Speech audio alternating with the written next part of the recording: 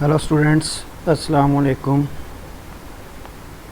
Welcome to my channel pointly study.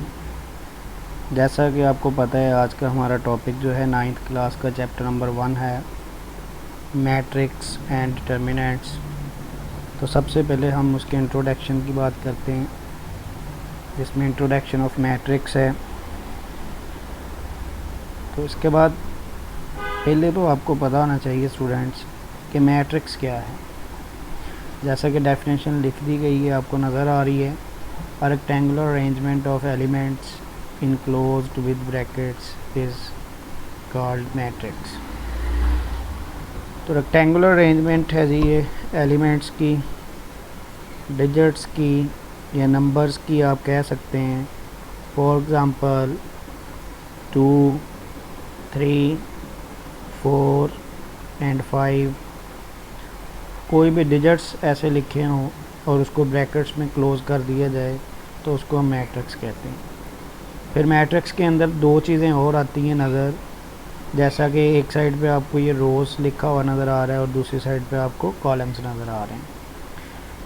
अब इसका मतलब एक मैट्रिक्स जब भी आपके पास आएगा, उसके साथ दो चीज़ें और आपको समझनी है कि रोज़ क्या हैं, कॉलम्स क्या हैं।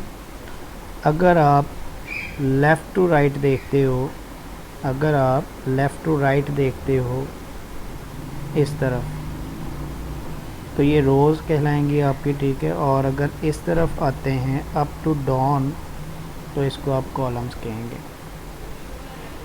तो ये तो था एक छोटा सा short introduction of matrix. Now अब क्वेश्चन नंबर 1 है आपकी एक्सरसाइज नंबर 1.1 का, जिसके अंदर डिस्कशन करनी है हमने ऑर्डर ऑफ मैट्रिक्स की। अब ऑर्डर ऑफ मैट्रिक्स क्या होता है, जैसा कि पहले आपने भी सीख लिया है कि अगर एक मैट्रिक्स है तो उसके अंदर दो चीज़ें होती हैं, नंबर 1 रोज़ और नंबर 2 कॉलम्स।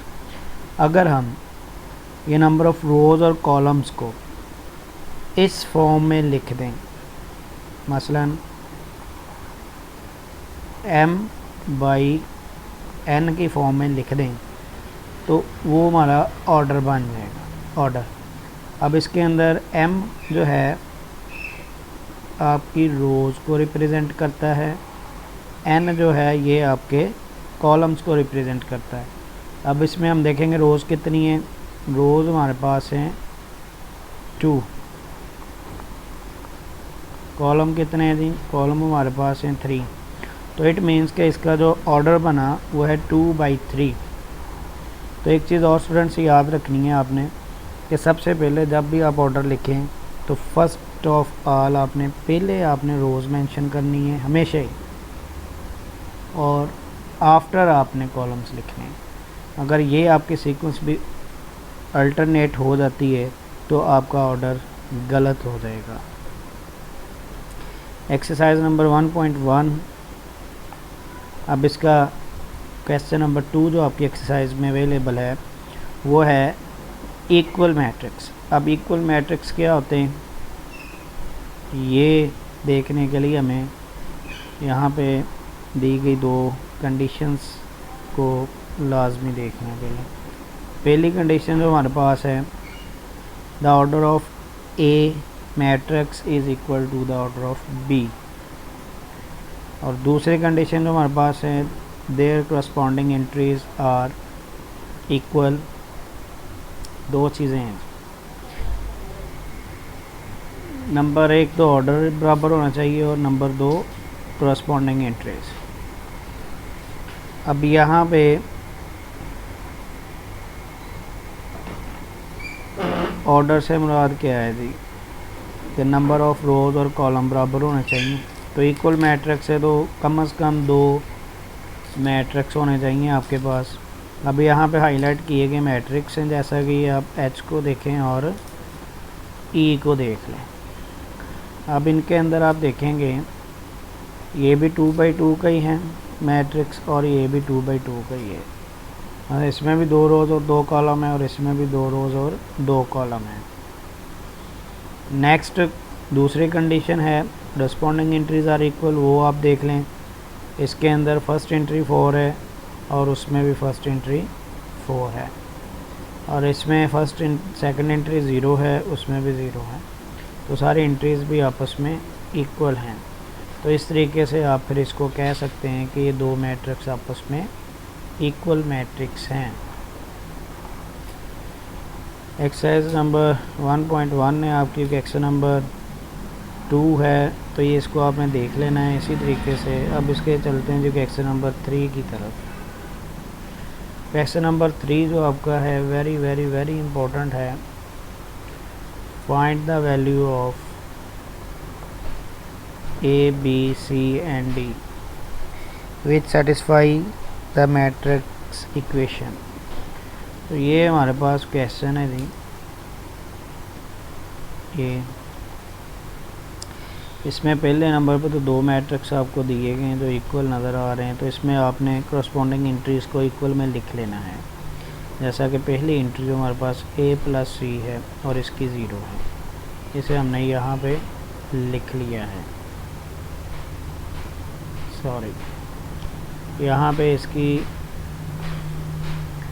ये जो एंट्री है ठीक है, सही है।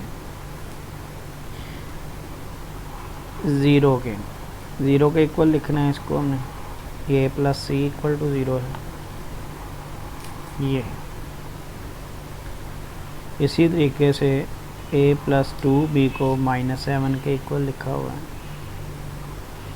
C - 1 को ये 3 के इक्वल लिखा हुआ है। तो आपने इसी तरीके से ये सारी एंट्रीज़ को एक दूसरे के इक्वल लिख लेना है। फिर आपके पास 4 इक्वेशंस बन गई हैं। इसमें सबसे पहले तो देखना है कहाँ से कौन सी वैल्यू आप फाइंड आउट कर सकते हैं आसानी से। तो इसमें C - 1 जो आपको दिया हुआ है, तो इसमें आप देखें अगर -1 को राइट साइड पे ले दें इक्वल से, तो आगे माइनस है, दूसरी साइड पे जाके पॉजिटिव हो जाएगा, तो ये 3 + 1 4 बन जाएगा। तो इस तरीके से C की वैल्यू हमारे पास 4 आ गई। अब नेक्स्ट इक्वेशन हमारे पास A + C आ रहा है। अब A + C में क्या करना है, C की जगह पे हम ये वैल्यू 4 पुट कर देंगे। अब ये जो A + C नज़र आ रहा है = 0 है A की वैल्यू, और C की वैल्यू हमारे पास क्या आ गई है जी 4 = 0। अब आप 4 को दूसरी साइड पे ले जाएंगे तो ये -4 आपका आंसर आ जाएगा। तो इस तरीके से ये -4 भी आ गया। अब अगली हमारे पास जो कंडीशन है A + 2B और = -7 आ रहा है। अब इसमें क्या करना है जी, A और B में से देखें हमारे पास वैल्यू किसकी पहले हमने फाइंड कर ली हुई है, वो A की हमारे पास मौजूद है -4। तो इसकी जगह पे -4 लिख लेंगे हम। 2B -7, तो पहले तो 4 को दूसरे साइड पे शिफ्ट कर लें, प्लस हो जाएगा, और इस तरीके से आपके पास ये -3 और ये 2B बनता है। अब B के साथ ये 2 मल्टीप्लाई हो रहा है, तो आप इक्वल की दूसरी साइड पे लेके जाएंगे तो ये हो जाएगा डिवाइड। तो इस तरीके से आपके पास ये B का आंसर भी निकल आता है।